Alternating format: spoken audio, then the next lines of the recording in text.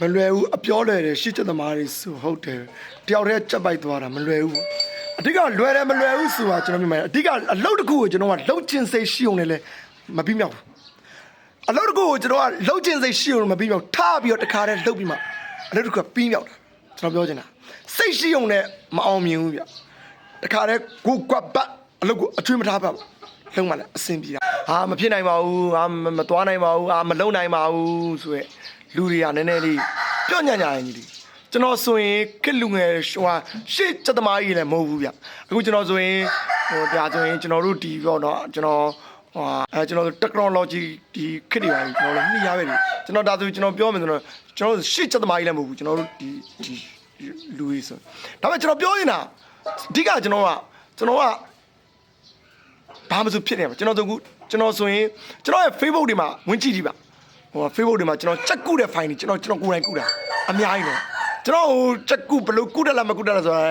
ဟိုညီကိုတွေအကုန်သိတယ်နော်ဒါညီလေးကတော့မသိသေးဘူးဒီညီလေးကတော့မသိသေးလို့နောက်တော့ကျွန်တော်ချက်ကတ်တယ်လားမကတ်တယ်လားဆိုလဲကျွန်တော်ဒီနားလေးကပေါင်ဝဲခြင်းဆိုအကုန်သိတယ်ကျွန်တော်ဆိုသိမလားချက်ကတ်တယ်ချက်ကုတယ်နောက်ပြီးကျွန်တော်လောင်ရဲမလောင်ရဲဆိုလဲညီကိုတချို့ညီကိုတော်တော်သိကြပါသိမလားနောက်ပြီးတော့ကျွန်တော်ဟိုတွားရဲဆိုတာကျွန်တော်အဖော်ပေါင်းတယ်ကျွန်တော်တယောက်တည်းထားတာတာအရင်တော့ဆိုကျွန်တော် line မှာဆိုကျွန်တော်ချက်ကြီးဟိုဟာ Facebook ပေါ်မှာဆိုရင်ချက်ကြီးလွယ်ပြီးတယောက်တည်းနဲ့ကျွန်တော်ကားနဲ့မောင်းထွက်သွားနောက်ကြောင့်ဟိုရောက်မှကိုယ်နဲ့ကိုတဲတိုက်တယ်ကိုယ်နဲ့ကိုကပ်ပြီးဟာလှုပ်တာကျွန်တော်မဖြစ်နိုင်တာဆိုမရှိဘူးကျွန်တော်မဖြစ်သေးတာမလှုပ်သေးတာ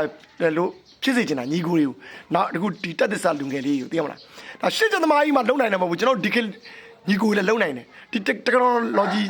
ခကြီးပါဗောနော်ဒီညီကိုနော်ဒီ ID တိုးတက်နေတဲ့ခကြီးမှာကျွန်တော်ရှစ်ချက်သမားကြီးပဲလုံနိုင်တယ်မပြောပါနဲ့ညီကိုနောက်တက်သစ္စာလူငယ်တွေလည်းအကုန်လုံးလုံနိုင်ပါတယ်ဒါတွေကတကယ်လှုပ်ချင်စိတ်ထက်တခါတည်းထလှုပ်လိုက်ရင်အောင်မြင်ပါတယ်ညီလေးခဏလေးပါဒါလွယ်ပါတယ်တကယ်မဖြစ်သေးရပဲရှိတာပါမလှုပ်သေးရပဲရှိပါတကယ်ဖြစ်ပါတယ်တကယ်လှုပ်ကြည့်ပါညီကိုလေးစားလိုက်ပါဗျ